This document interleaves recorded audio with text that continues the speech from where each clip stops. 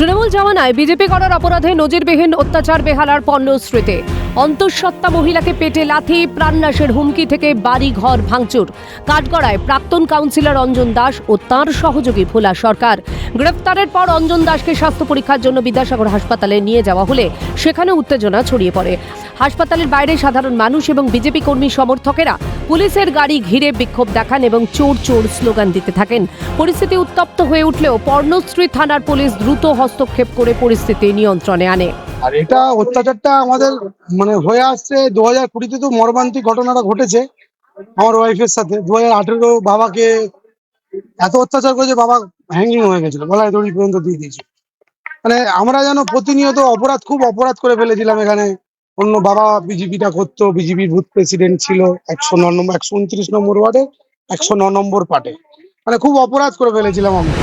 অভিযোগকারীর দাবি 2020 সাল থেকে সুশান্ত ঘোষের পরিবার বিজেপির সমর্থক হওয়ায় রাজনৈতিক আক্রোশ বাড়তে থাকে। শুধু তাই নয়, আরও অভিযোগ, এক অন্তঃসত্ত্বা মহিলার পেটে লাথি মারেন প্রাক্তন কাউন্সিলর অঞ্জন দাস। তাদের বাড়িতে গিয়ে পরিবারের সদস্যদের মেরে ফেলারও হুমকি দেন বলে অভিযোগ।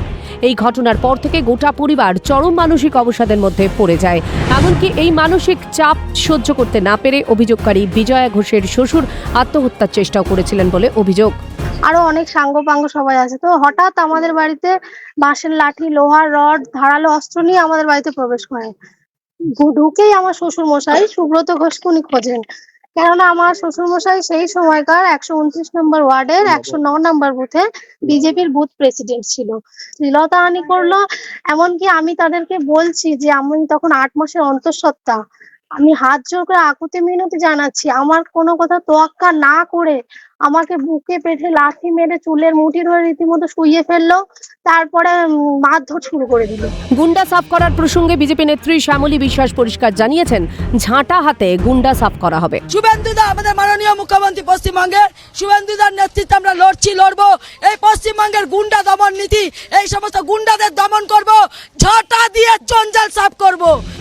সরকার পরিবর্তনের পর সম্প্রতি বিজয়া ঘোষ ও তাঁর পরিবার পর্ণশ্রী থানায় লিখিত অভিযোগ দায়ের করেন। সেই অভিযোগের ভিত্তিতেই অঞ্জন দাস ও তাঁর সহযোগী ভোলা সরকারকে গ্রেফতার করে পুলিশ। ক্যামেরা দেবাঞ্জন মণ্ডলের সঙ্গে সুব্রত বন্দ্যোপাধ্যায় ও রাজীব নস্করের রিপোর্ট, ক্যালকাটা নিউজ।